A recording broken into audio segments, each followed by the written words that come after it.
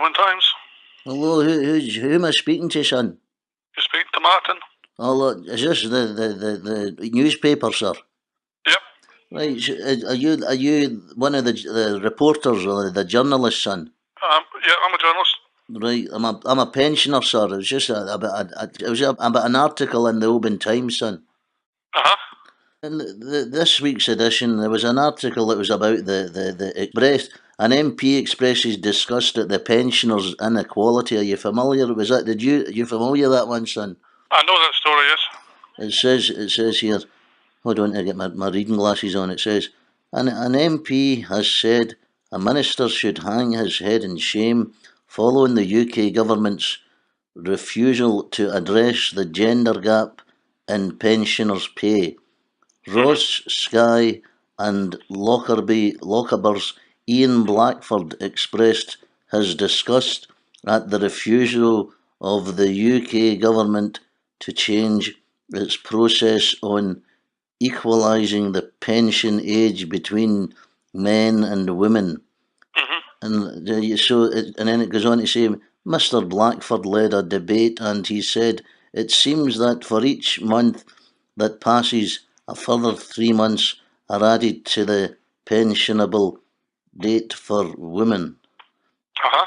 And then it goes on to say it was also revealed through a Freedom of Information request made by a member of the Women Against State Pension Inequality, Yep. WAS in brackets PI, the campaign, that many women had been given just over 12 months' notice by the government that their retirement age would be increased by several years.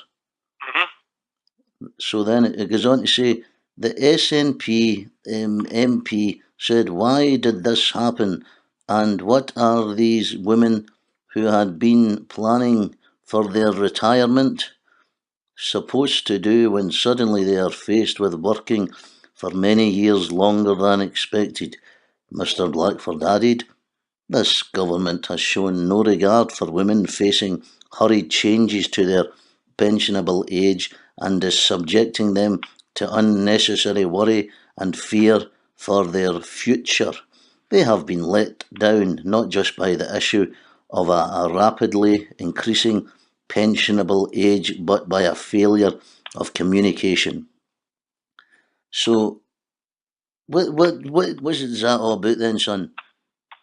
And there's been a long ongoing story about changes to women born in between certain years having their pensionable age changed.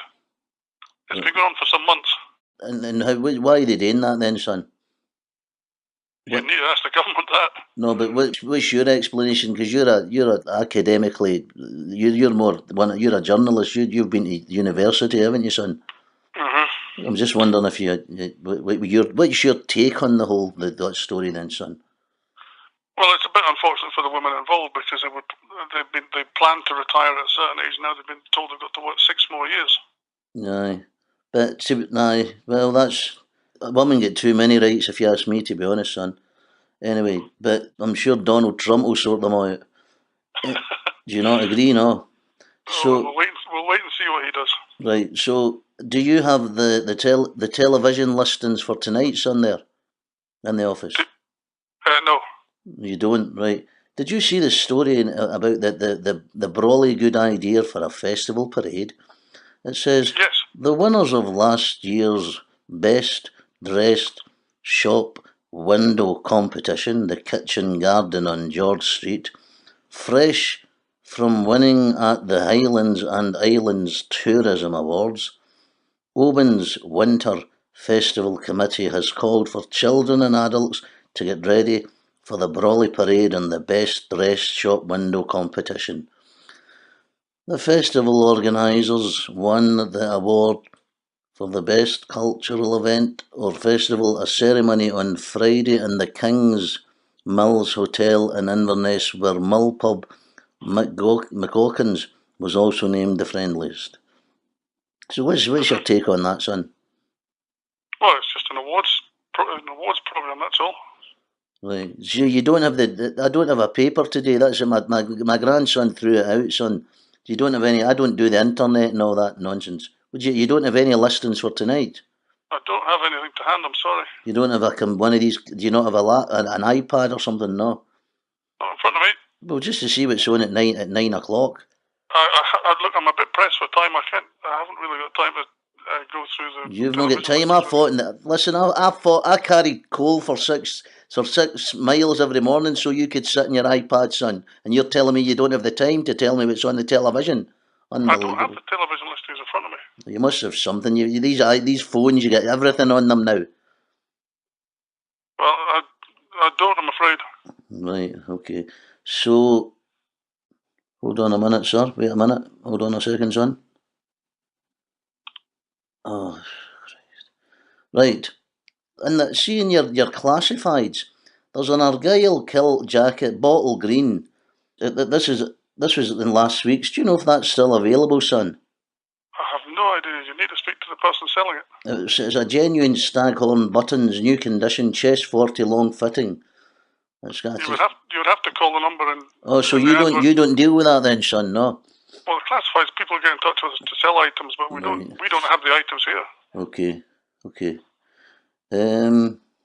So nothing. I'm at a loose end today, sir. You understand? You know. So I'm sorry to hear that. So it's good to get somebody to talk to anyway. Well, thank you for your call. Okay, I'm not finished yet, son. Hold on. I was just. Have you not got work to do? Is this your quiet time then, son? No, I'm busy. All right. Right, hold on. See the Oban Saints booked their place in the Scottish Amateur Cup 4th round draw. I'm going to have to go. Thanks for your call. Bye-bye. It's Christmas time. Think of the audience, you bastard, you.